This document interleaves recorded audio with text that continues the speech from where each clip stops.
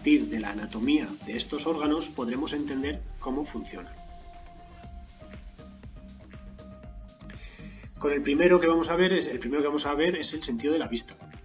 El sentido de la vista, como todos ya sabéis, reside en los ojos, en los globos oculares que tenemos alojados en nuestra cabeza. Lo primero que vamos a hacer es estudiar las partes. Como veis, todo el globo ocular no deja de ser otra cosa más que una esfera hueca, que en realidad está rellena de un líquido, como veremos más adelante, y que está formada por varias capas. Si vamos diseccionando todas las capas una a una, veréis que el interior del globo ocular está tapizado por una capa que aquí aparece representada por el color amarillo, que es la retina. Además, la retina se continúa con el nervio óptico, que será el que conectará el ojo con el cerebro. Por debajo de la retina hay otra capa, que es la coroides, y que siempre se representa de color rojo porque eso significa que tiene muchos vasos sanguíneos, está muy vascularizada. Estos vasos sanguíneos lo que hacen es nutrir a las células que forman parte de la retina. Y es que las células de la retina serán los receptores que captarán el estímulo de la luz. Y por debajo de la coroides tendremos esta otra capa mucho más dura, que es la esclerótica, y que da forma esférica al globo ocular. Si nos fijamos, la esclerótica se continúa por aquí y cuando estamos en la parte más anterior del ojo se convierte en otra capa denominada córnea. En realidad, córnea y esclerótica son la misma capa. La diferencia está en que la esclerótica es opaca y cuando llegamos a esta zona se convierte en una capa transparente. Por delante de la córnea estaría la conjuntiva, que es una fina membrana transparente que protege todo el ojo por delante de la córnea. Digamos que es la primera capa que tocaríamos si con el dedo intentáramos tocar nuestro ojo. Lo primero que tocaríamos sería la conjuntiva. Justo por debajo de la conjuntiva estaría la córnea, que se continúa con la esclerótica. Y si nos fijamos en esta parte de aquí, vamos a ver que por debajo de la córnea está esta otra parte de aquí, que no es otra cosa más que el iris, y que puede ser de diferentes colores en según que diferentes personas, variando desde el verde, marrón, negro o al azul. En el centro del iris tenemos este pequeño agujero que es conocido como pupila. Y por detrás del iris y la pupila tenemos esta otra estructura importantísima que es el cristalino. No os agobiéis a la hora de ver todas las partes del ojo porque después iremos viendo cómo funciona el ojo y qué papel cumple cada una de estas partes. Además de todas estas partes del globo ocular, podemos también tener en cuenta otros órganos que, aunque no forman parte del globo ocular como sí que son considerados órganos anejos que forman parte de alguna función de la visión. Estos son la ceja, que son todos estos pelos que tenemos en la parte superior del ojo, los párpados, las pestañas y la glándula lacrimal. Estos 4 órganos tienen generalmente una función protectora. La ceja nos va a proteger de todas las gotas de sudor, por ejemplo, que bajen desde la frente, de tal manera que no accedan al ojo, ya que quedan retenidas en la ceja. Los párpados van a ser una especie de limpiaparabrisas del ojo, para que el ojo nunca se quede seco y esté continuamente limpiándose por los párpados. Las pestañas también tienen una función protectora. Al final son como una especie de pequeños escudos para que todas las partículas que intenten acceder al ojo no lleguen. Y por último, la glándula lacrimal formará lágrimas, que no son otra cosa más que agua con sales minerales y determinadas sustancias bactericidas que lo que hacen es eliminar determinados microorganismos que puedan acceder al ojo.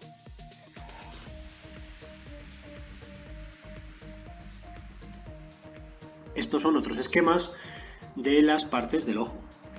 Como habéis visto, el ojo está formado por varias capas y es importante conocerlas todas.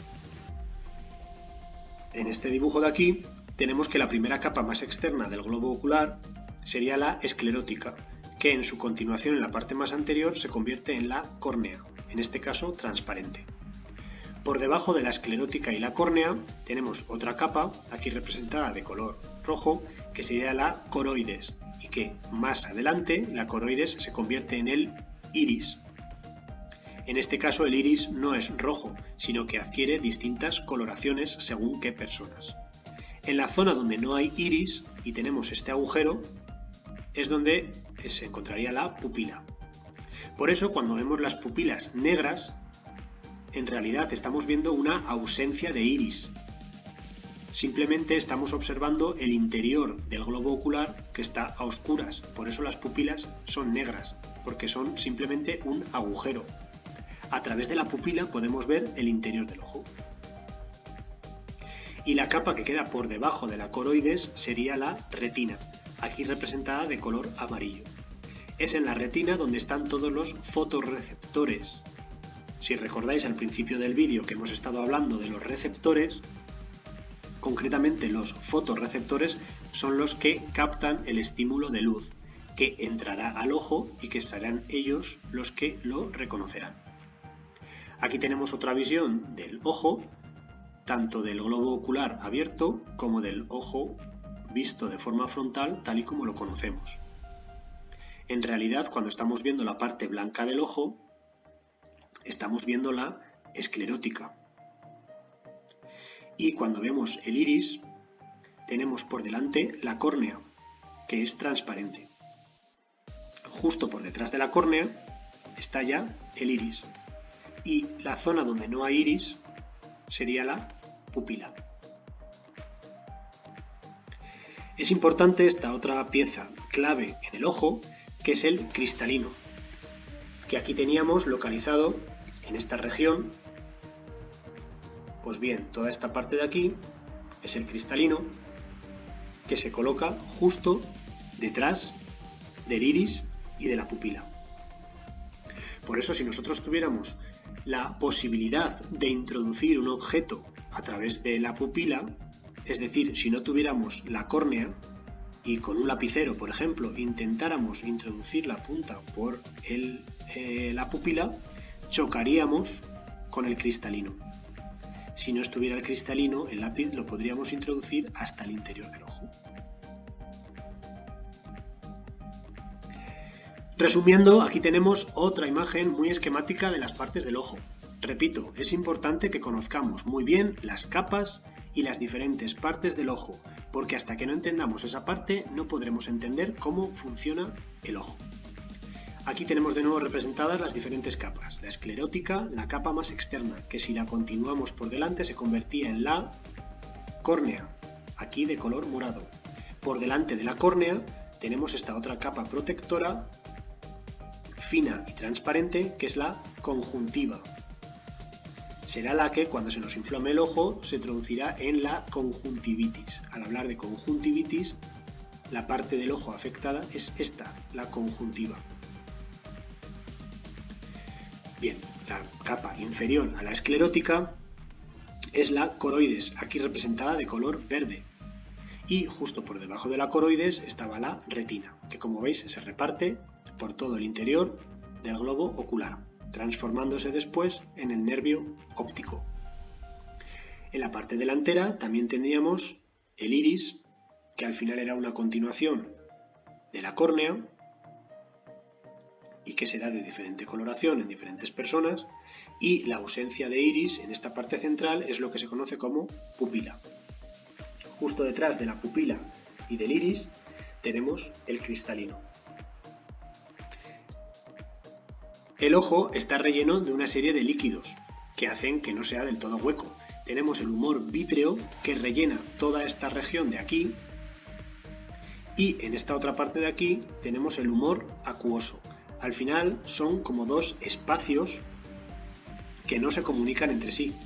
Este sería el espacio grande, que va desde toda la retina tapizada por aquí hasta el cristalino y que está rellena de humor vítreo, y luego tenemos este otro espacio de aquí que está inundado de humor acuoso, que ocupa desde la córnea hasta el cristalino, pasando por la pupila. todo el líquido circula por el interior de la pupila. Estos líquidos son mayormente acuosos, están formados mayormente por agua, pero también tienen sales minerales y generalmente muchos glóbulos rojos de la sangre se escapan a estos líquidos para intentar captar cualquier microorganismo o cualquier otra sustancia que pueda ser tóxica para el correcto funcionamiento del ojo.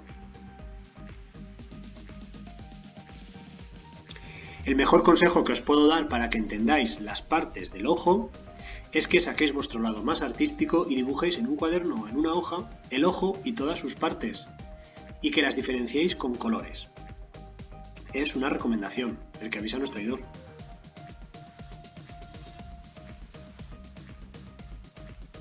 Vamos ahora con el funcionamiento del ojo, una vez que hemos tenido claras cuáles son todas las partes que forman el globo ocular. En líneas generales podemos decir que cuando estamos viendo un objeto real, este transmite una imagen en forma de luz que atraviesa el ojo y que se refleja en la parte interna del globo ocular. Generalmente la imagen que se nos va a reflejar aquí es una imagen invertida. Esto siempre va a pasar cuando haya una lente convexa, biconvexa en este caso. Esta lente es el cristalino. El cristalino son una especie de gafas naturales que nosotros tenemos incorporadas dentro de nuestro ojo.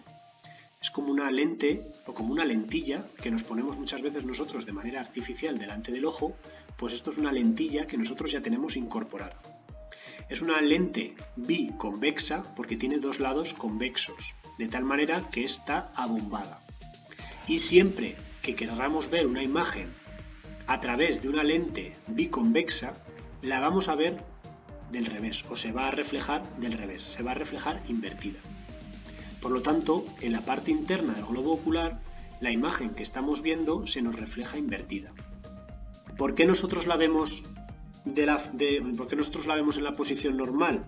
Pues porque es luego nuestro cerebro quien interpreta esta imagen del revés y la vemos como realmente es en realidad. Para entender bien el funcionamiento del ojo nos vamos a centrar en diferentes partes de todo el proceso. Entendemos que la luz va a entrar cruzando la córnea, previamente la conjuntiva, pero que también es transparente, luego cruzará la córnea, que también es transparente, cruzará todo este líquido, que también es transparente, atravesará la pupila, que es un hueco que queda entre el iris, y cruzará el cristalino, que también es transparente. Como veis, toda esta parte de aquí es transparente y permite perfectamente que la luz o las imágenes accedan hasta el fondo del ojo. Toda esta región de aquí también está formada por un líquido transparente. Nos centraremos en estas tres partes. Nos centraremos primero en cómo la luz cruza la pupila, después cómo la luz cruza el cristalino y por último en cómo la luz queda reflejada en la retina. Primeramente, la luz intenta cruzar la pupila.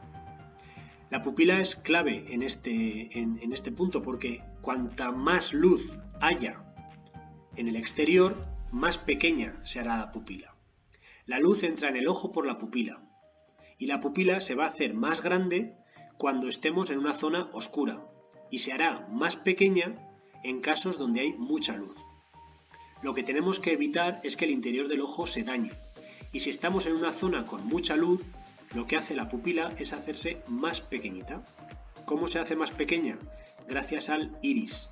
Si el iris se contrae o se estira, permitimos que la pupila se haga más grande o más pequeña.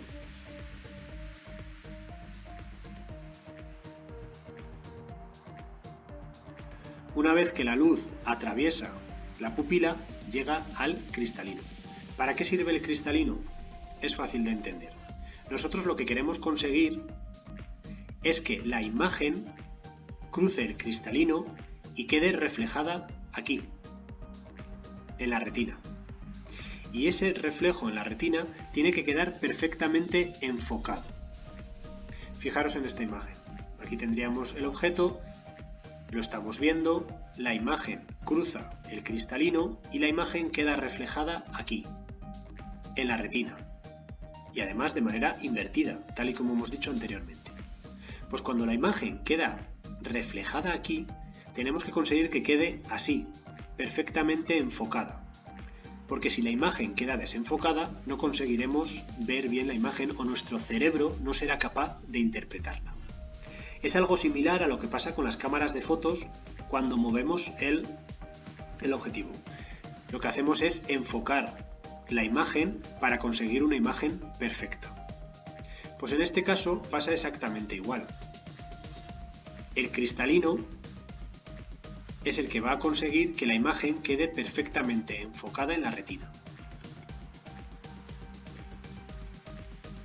Si nos fijamos, el cristalino es una lente biconvexa, como he dicho anteriormente, transparente, incolora y flexible, de tal manera que se puede estirar y aplastar.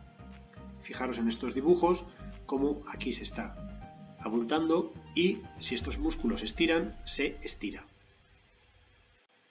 Esto es lo que se conoce como acomodación del cristalino. El cristalino adapta su curvatura permitiendo el enfoque de las imágenes. Cuando los objetos están cerca, el cristalino se abomba.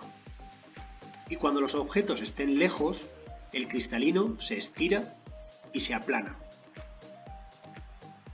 Fijaros en este caso, cuando el objeto está lejos, el cristalino tiene que estar más plano, más estirado, de tal manera que la imagen quede perfectamente enfocada en este punto. Y cuando el objeto está cerca, el cristalino se tiene que abombar un poco para que la imagen pueda seguir quedando enfocada en este punto. Si el cristalino no pudiera acomodarse, si el cristalino no cambiara de forma, este objeto, al estar lejos o al estar cerca, como no tenemos margen de maniobra, se podría desenfocar en la retina. Pero como podemos modificar la anchura del cristalino, la imagen, según donde se encuentre, quedará perfectamente enfocada en la retina.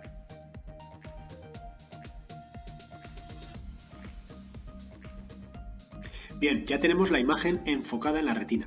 Hemos conseguido que la luz atraviese la pupila, de tal forma que si entra mucha luz, la pupila se hace más pequeña para que entre menos cantidad, y si entra poca luz, conseguimos abrir la pupila para que entre la mayor cantidad de luz posible y podamos ver bien la imagen. Después la imagen ha cruzado el cristalino, que se ha acomodado para que la imagen quede perfectamente reflejada en la retina. Y en este punto vamos a entender cómo la retina es capaz de transmitir esa imagen al cerebro. Para ello nos tenemos que centrar por fin en las células que captan el estímulo luminoso. Son receptores, concretamente fotorreceptores, porque captan una señal o un estímulo luminoso. Toda la retina está tapizada por este tipo de células, por fotorreceptores. Como veis, justo por debajo de los fotorreceptores o justo por debajo de la retina, que sería todo esto sería la retina, justo por debajo está la coroides, con vasos sanguíneos que alimentan a estas células. Y justo por debajo de la coroide está la esclerótica, que era esa capa más dura que rodeaba toda la parte externa del ojo. Si nos fijamos en esta parte de aquí, cuando la luz entra y se refleja aquí la imagen, toda la imagen queda reflejada en esta parte de aquí. De tal manera que aquellas zonas donde se refleja la luz activarán a estas células y aquellas zonas donde no se refleja la luz no se activarán. Estas células, en cuanto son iluminadas, empiezan a formar estímulos eléctricos que se lo transmiten a otras células a lo largo de toda la retina y se canalizan a través del nervio óptico. Después, toda esta información eléctrica irá al cerebro y el cerebro será capaz de interpretar la imagen que está siendo reflejada en la propia retina.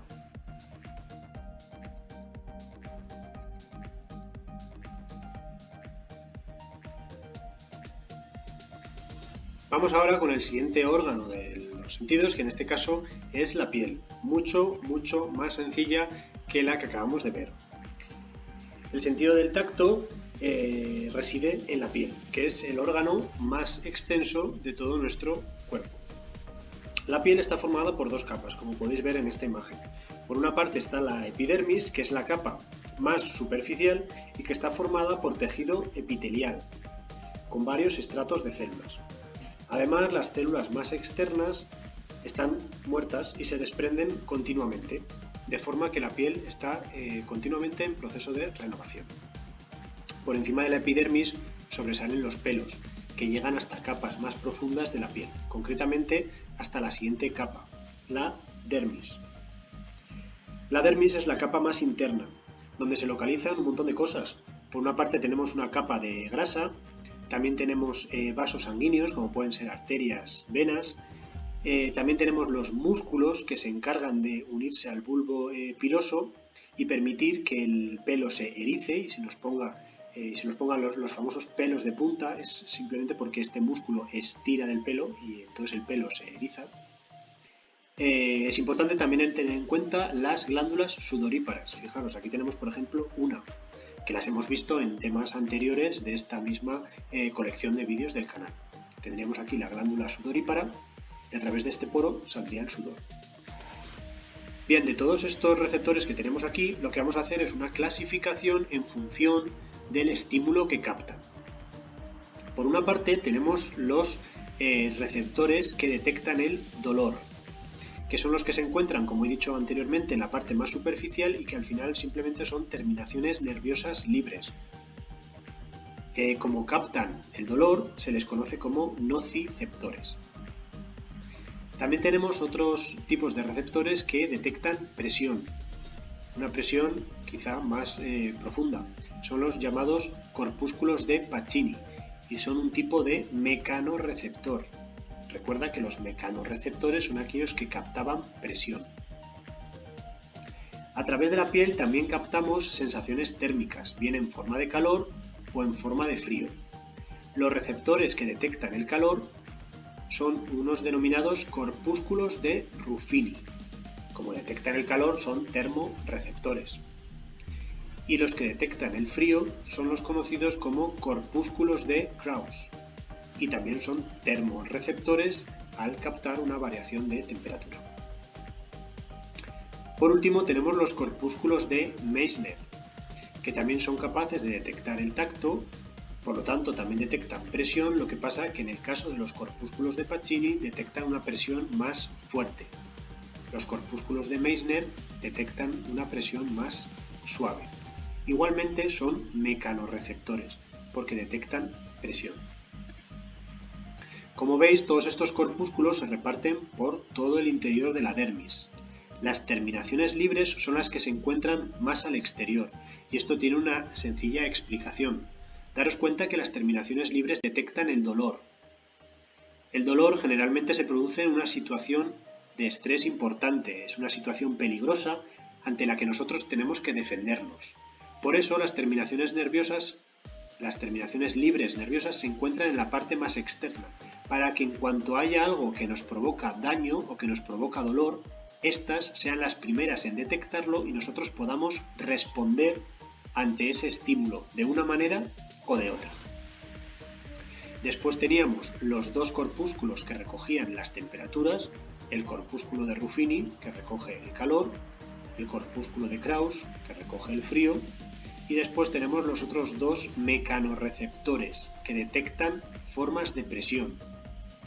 El corpúsculo de Batter-Pacini detecta una presión más profunda, por eso están más al interior. Tenemos que generar mucha presión para que estos que están tan en el interior sean capaces de detectar ese estímulo. Por eso el corpúsculo de Batter-Pacini está tan profundo. Y por otra parte tenemos los corpúsculos de Meissner que detectan un contacto más suave.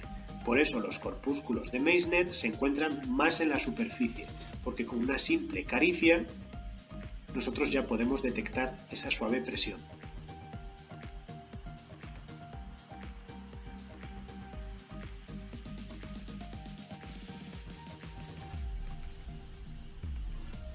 El siguiente órgano de los sentidos que vamos a estudiar es el sentido del olfato. El sentido del olfato se encuentra en el interior de la nariz, concretamente en regiones más profundas, que son las fosas nasales. Las fosas nasales son todo este conjunto de laberintos que tenemos en el interior de la nariz. Por lo tanto, nunca digáis que la nariz es el órgano o el sentido en el que reside el olfato. No, la nariz simplemente es la estructura en forma cartilaginosa más externa, pero no tiene ninguna función olfativa. La función olfativa reside en el interior, en toda esta región más profunda, que son las conocidas como fosas nasales. En las fosas nasales tenemos o podemos distinguir dos tipos de mucosa. Recordad que la mucosa era un tipo de tejido que se encuentra tapizando el interior de determinadas zonas de nuestro cuerpo. Pues bien, la mucosa que encontramos tapizando el interior de las fosas nasales puede ser de dos tipos. Una se llama la pituitaria roja, que es una mucosa muy vascularizada que calienta el aire que entra en su interior y atrapa las partículas de polvo en suspensión. Y por otra parte tenemos la pituitaria amarilla, que ocupa la parte superior de las fosas nasales, y es en esta pituitaria donde se encuentran los receptores olfativos, también conocidos como quimiorreceptores, es decir, son células receptoras que van a captar el estímulo. En este caso, el estímulo no es otra cosa más que las sustancias químicas que están flotando en el aire, que entran por la nariz, llegan al interior de la fosa nasal y tocan la parte más externa de las células receptores, que generalmente están recubiertas por moco. Las sustancias químicas que hemos inspirado se pegan al moco, quedan ahí retenidas y son estas células, estos receptores, estos quimiorreceptores, los que captan esa sustancia química y los que inician una señal eléctrica que sube por ellas, llega al bulbo olfatorio, que sería toda esta región de aquí, y que la tenemos también aquí, y que no es otra cosa más que el inicio del nervio olfativo que llevará la información hasta el cerebro. Será en el cerebro donde se procesará la información que estamos recibiendo y donde nosotros podremos ser conscientes del olor que estamos oliendo.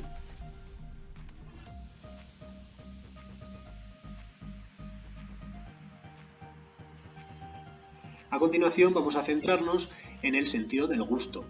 Sencillo de entender y entre otras cosas porque es similar al caso anterior, porque en este caso también participan quimiorreceptores y por tanto también estamos detectando sustancias químicas. En este caso los quimiorreceptores se suelen agrupar en estas regiones de aquí, conocidas como botones gustativos. Fijaros, aquí tenemos 1, 2, 3, 4, 5, 6, 7 células sensitivas, también llamadas quimiorreceptores, que están localizadas, si nos fijamos aquí un poquito más lejos, en esta ranura de aquí, que forma parte de este botón gustativo. Un botón gustativo no es otra cosa más que una estructura repartida por toda la lengua en el que van a estar alojados los quimiorreceptores. Además de botones gustativos, también tenemos papilas gustativas, que son estructuras mucho más grandes y que se pueden ver a simple vista cuando os observéis la lengua en el espejo. Tanto en las papilas gustativas como en los botones gustativos están los quimiorreceptores. Y están repartidos no solo por la lengua, sino que también tenemos papilas y botones gustativos por el paladar, por toda la boca, lengua, paladar, etc. Cuando nosotros comemos algo, el alimento se deshace y se mezcla con la saliva. Y es la saliva la que penetra por todos estos huecos, conteniendo un montón de sustancias disueltas. Esas sustancias son reconocidas por los quimiorreceptores y en el momento en el que son excitados inician una respuesta eléctrica que una vez más va por un nervio hasta el cerebro. Ahí es cuando somos conscientes del sabor que podemos detectar. El sentido del gusto es, por tanto, el responsable de que distingamos los sabores de los alimentos que ingerimos. Tradicionalmente se habla de 5 sabores. Antes se hablaba de 4, el dulce, el agrio o ácido, el salado y el amargo. Pero en los últimos años también se habla de un 5º sabor, que es el conocido como sabor umami. Se llama así porque tiene un origen japonés. El umami es un gusto muy difícil de interpretar. No es tan sencillo de interpretar como el sabor dulce, el sabor ácido, el salado o el amargo. Pero bueno, lo podemos, o típicamente el umami se dice que tiene una similitud con estos alimentos que tenemos aquí: las sardinas, algas, champiñones, quesos, tomates o salsa de soja. Es como un cierto sabor salado, pero mucho más intenso. También lo podéis detectar cuando, por ejemplo, las típicas sopas deshidratadas. Si probáis una sopa deshidratada, una sopa en polvo, antes de cocinarla, antes de disolverla en agua, si probáis esa sopa deshidratada, ese sabor que es como una especie de sabor salado, pero más agradable, ese sería el sabor umami. Al final, el sentido del gusto y el sentido del olfato están relacionados, y de hecho la gran mayoría de los sabores dependen tanto del estímulo del sabor como del estímulo del gusto como del sentido del olfato. Por eso, cuando estamos resfriados, los alimentos resultan un poco más insípidos, porque al final nosotros somos capaces de reconocer el sabor de los alimentos gracias a una combinación de los dos sentidos: el sentido del gusto, que acabamos de ver ahora, y el sentido del olfato, que hemos visto anteriormente.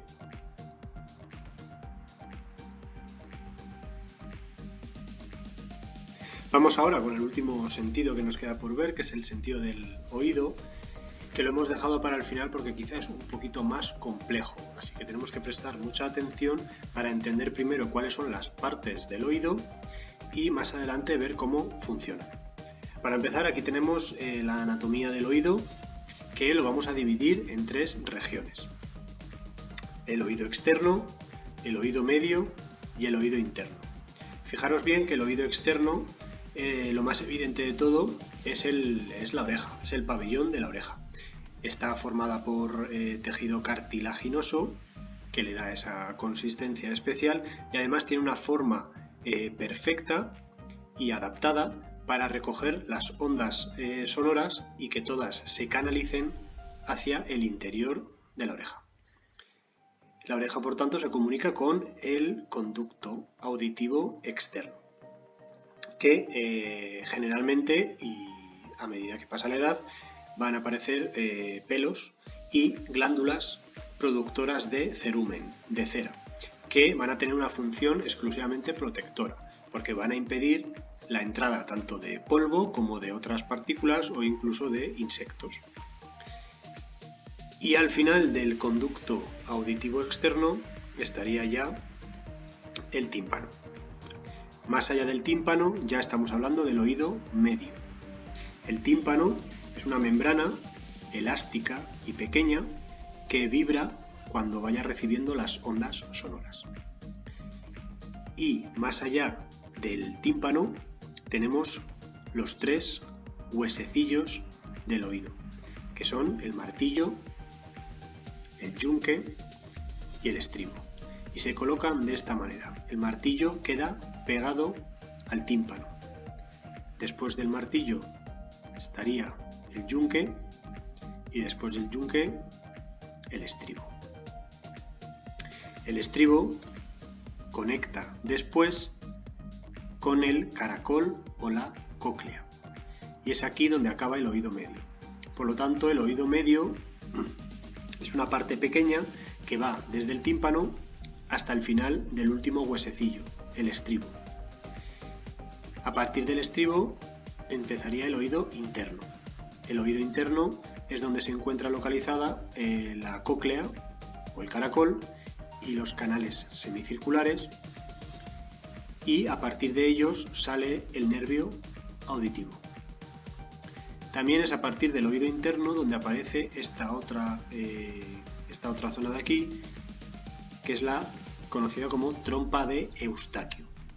Es un canal que comunica directamente el oído medio este hueco de aquí comunica directamente con la faringe y lo que permite es la compensación de las presiones a ambos lados del tímpano. Muchas veces, lo habréis notado muchas veces cuando estáis haciendo buceo o cuando estáis variando de altitud, pues los oídos se nos taponan porque hay un cambio de presión y hay una descompensación de presión entre el interior y el exterior del tímpano.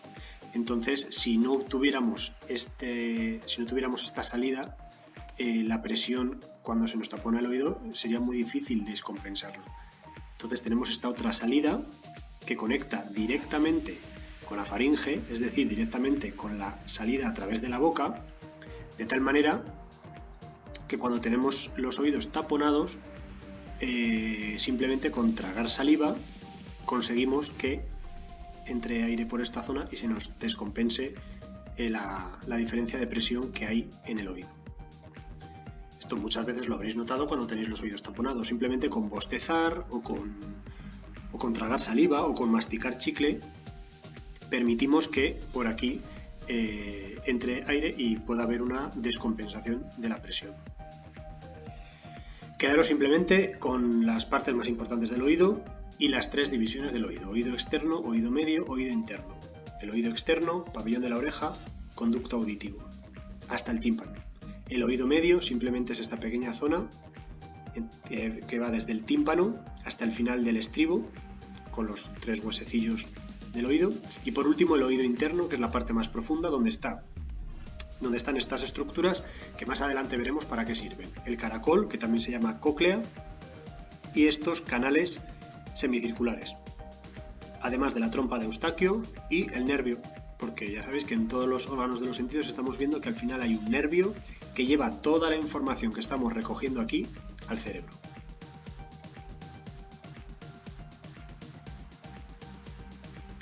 Este es un vistazo más al detalle de los canales semicirculares. Nos encontramos en el oído interno y en estos canales semicirculares y en el caracol o cóclea es donde se va a producir lo más importante es donde se va a procesar la información. Es la parte más importante del oído, ¿vale? Por eso os lo quiero destacar.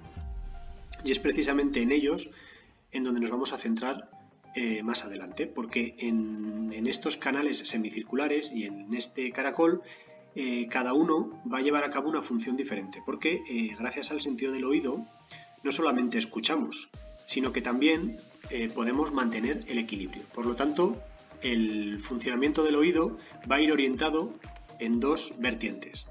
Por una parte, gracias al oído podemos oír, y además oímos gracias a esta parte de aquí, al caracol. Y gracias al oído también podemos mantener el equilibrio, y el equilibrio lo conseguimos mantener gracias a esta otra parte, a los canales semicirculares. Así que al final tenemos una doble función en el sentido del oído, una función auditiva y una función de equilibrio. Nos vamos a centrar primeramente en la función auditiva.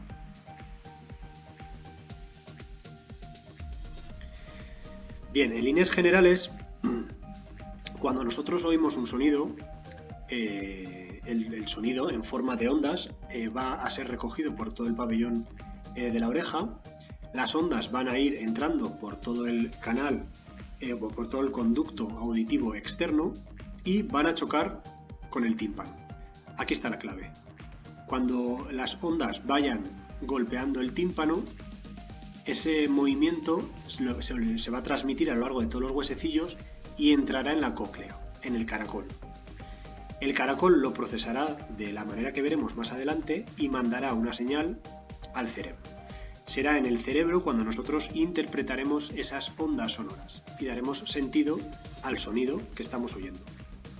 Visto de otra forma, mucho más esquemática, podemos entender que el pabellón auditivo o la oreja es algo similar a un embudo. El embudo no hace otra cosa más que recoger todas las ondas sonoras que van llegando a él y las canaliza al tímpano, que podríamos representar como un tambor. Entonces las ondas van tocando el tambor por este lado y por el otro lado tendríamos ya los 3 huesecillos del oído. En concreto, el primero sería el martillo, que está pegado a la cara opuesta del tímpano. De tal manera que cuando golpean las ondas por aquí, el martillo se mueve al son de las ondas que van llegando. Y como el martillo está unido al yunque, el martillo, conforme se vaya moviendo, irá golpeando al yunque. Como podéis ver, los nombres que se le han puesto a estos huesecillos son muy lógicos. El martillo, como herramienta del herrero, siempre golpea al yunque. Y por último, el yunque, cuando vibra, también hace que vibre el último huesecillo, el estribo. El estribo está en contacto directo con una ventanita pequeña de la cóclea. Aquí tenemos representada la cóclea, que sería esta de aquí, y algo ocurre aquí dentro a partir de los golpes del estribo que produce un mensaje.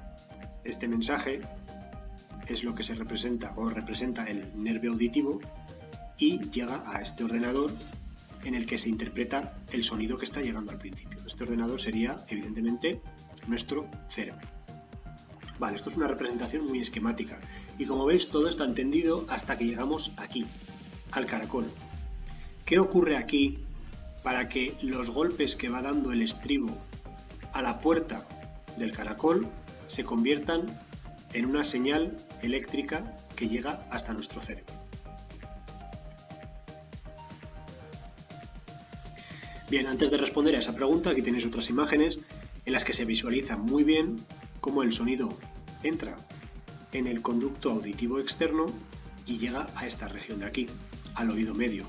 Es en el oído medio donde se produce la transmisión o donde transformamos las ondas sonoras que llegan al ir golpeando el tímpano y haciendo un efecto de tambor.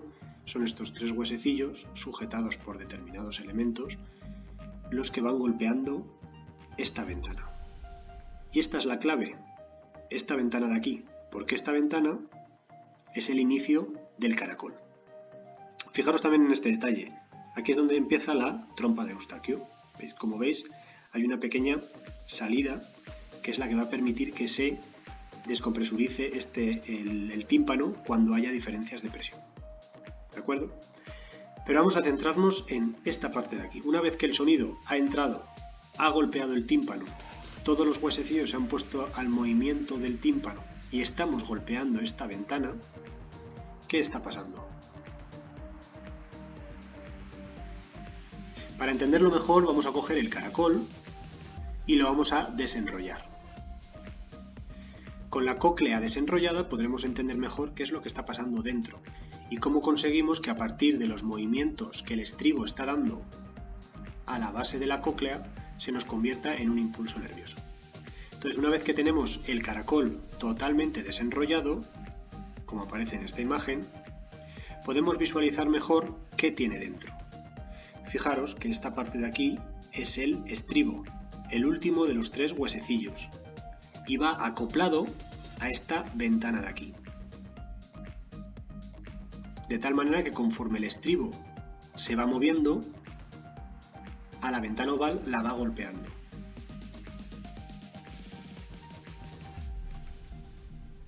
Aquí tenemos una imagen parecida.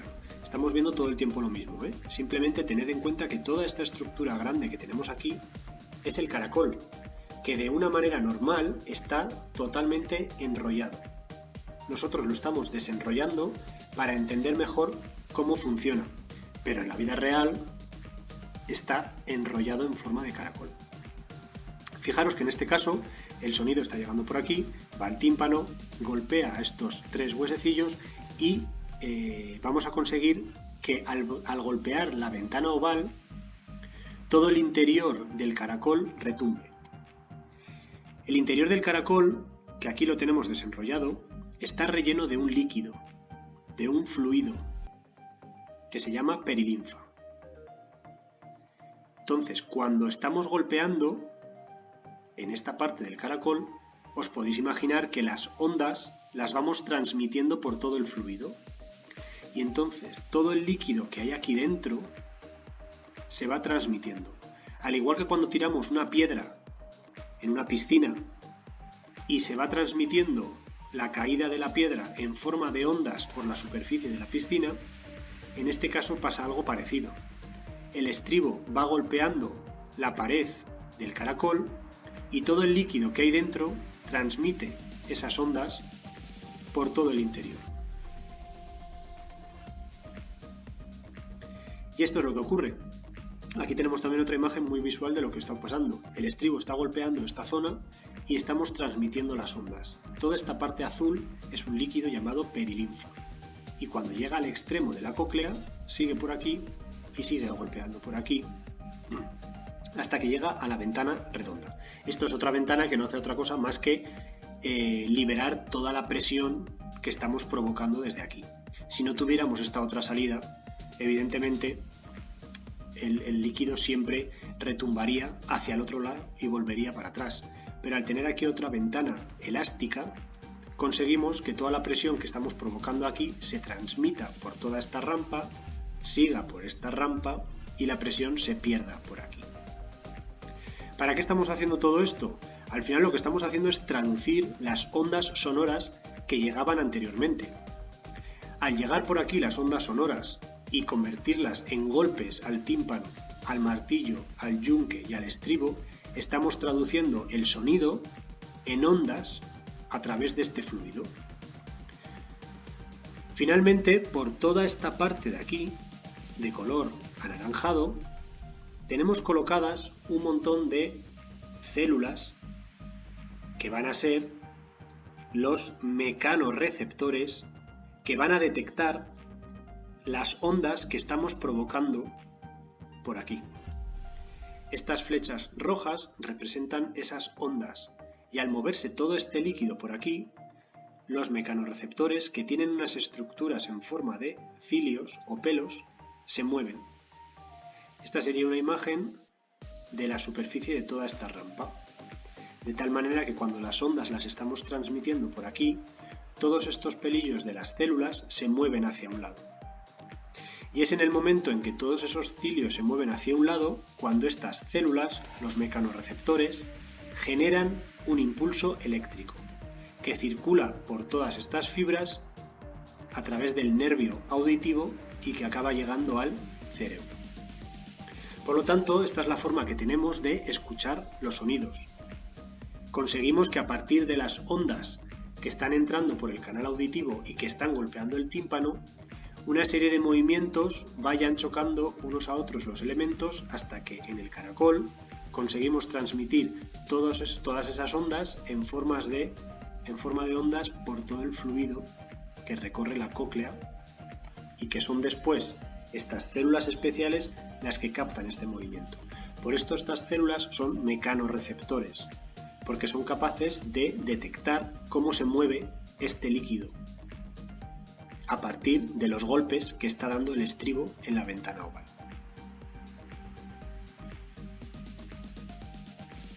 Todo lo que hemos visto hasta ahora, que ocurría aquí, servía para poder oír o escuchar determinados sonidos. Pero como hemos dicho anteriormente, los canales semicirculares, que también están dentro del oído interno, van a permitir que podamos mantener el equilibrio. ¿Cómo ocurre? Bien, tenemos que pararnos a analizar la estructura de los canales semicirculares. Como veis, tenemos 3 canales que van a estar rellenos también de un líquido llamado endolinfa y que lo que hace es desplazarse por los canales según cómo movamos nuestra cabeza. De esta manera, cuando movemos la cabeza de un lado para otro, como para decir no, es este canal de aquí el que se activa y al estar relleno de un líquido, el líquido se va moviendo por este canal. Cuando movemos la cabeza hacia la derecha, el líquido se mueve hacia la derecha y cuando movemos la cabeza hacia la izquierda, el líquido se desplaza hacia la izquierda. Por otra parte, cuando movemos la cabeza de arriba a abajo, a modo de decir sí, el líquido se desplaza por este otro canal. Cuando movemos la cabeza hacia arriba, el líquido se desplaza hacia arriba. Y cuando movemos la cabeza hacia abajo, el líquido vuelve a caer hacia abajo.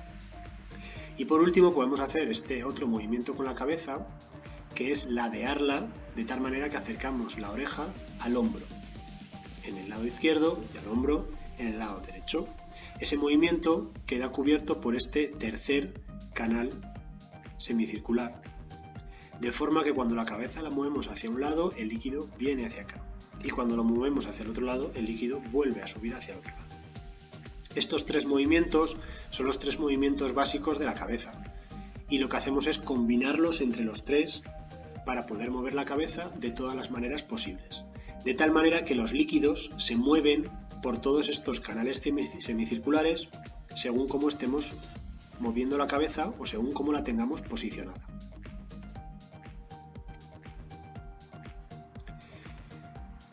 Bien, sabemos que los líquidos se mueven a través de estos canales, pero ¿cómo detectamos hacia dónde se están moviendo los líquidos y por tanto hacia qué lado tenemos la cabeza y el resto del cuerpo?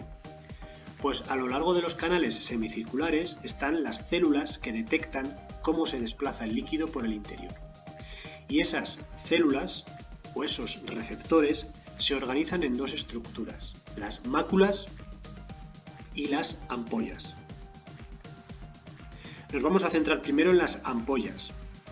Las ampollas no son otra cosa más que una serie de células, también con pelillos en la parte superior, llamados cilios o estereocilios, y encima de esas células tenemos una masa gelatinosa encima, conocida como cúpula. Esta masa gelatinosa se puede mover. ¿Cómo se mueve? Pues en función de cómo se muevan los líquidos por estos canales.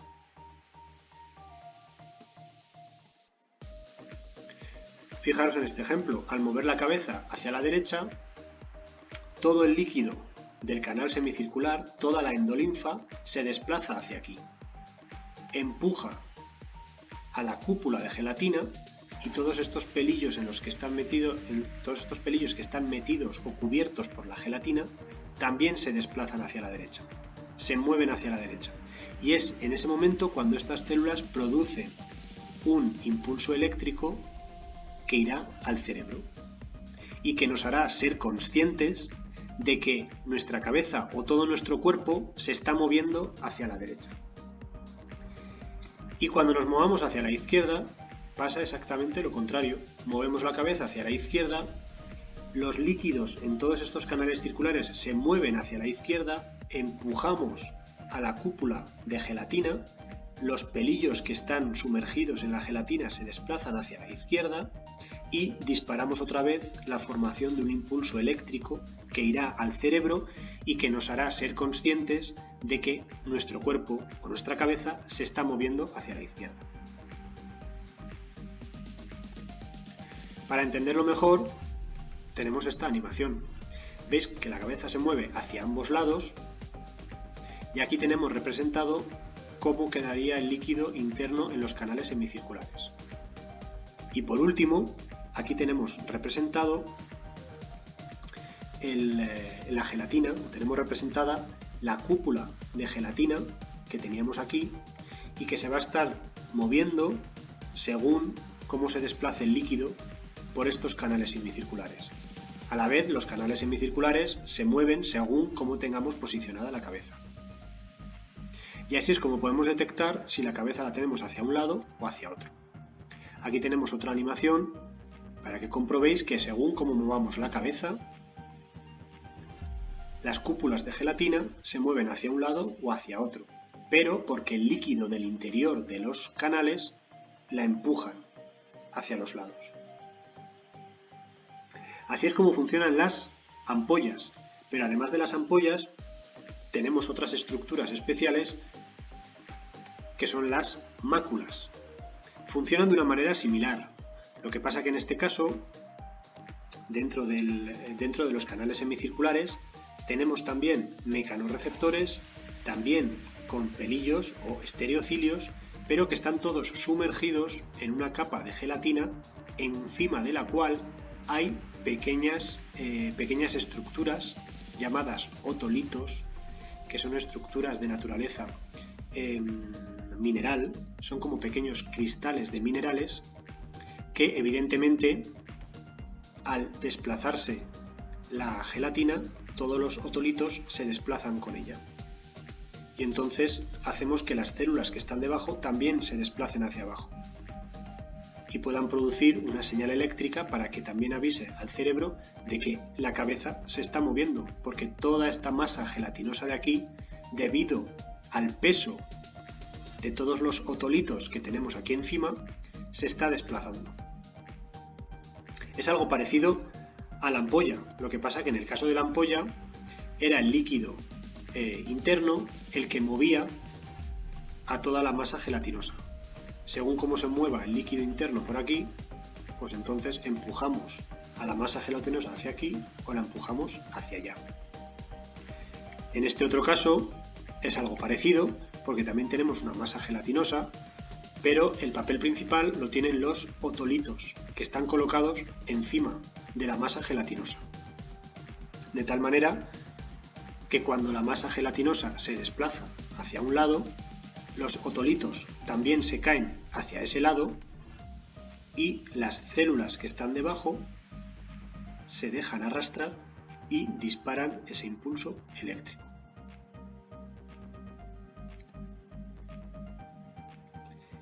Podéis imaginar que cuando hacéis un movimiento muy rápido de cabeza, bien porque estamos dando vueltas o porque estamos en una atracción, por ejemplo, el líquido que tenemos en el interior de los conductos semicirculares se mueve a gran velocidad. Y por eso cuando paramos de golpe nos sentimos un poco mareados, porque en realidad el líquido de los canales semicirculares sigue moviéndose y nosotros tenemos la sensación de que todo a nuestro alrededor sigue dando vueltas. Pero eso en realidad es una ilusión porque nosotros estamos parados y nuestra cabeza está parada. Simplemente los líquidos que circulan a través de los canales semicirculares siguen moviéndose y nosotros pensamos que también nos estamos moviendo, pero no es así. Es lo que se conoce como vértigo o mareo.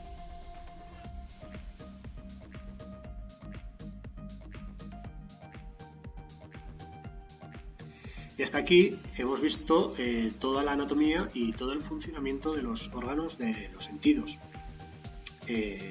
Si volvemos al principio del vídeo, recordaréis que esta simplemente era la primera parte del desarrollo de la función de relación en los seres vivos. En próximos vídeos entenderemos cómo todas las señales que han mandado los órganos de los sentidos al cerebro, cómo son procesadas y cómo son interpretadas para poder llevar a cabo luego una respuesta al estímulo.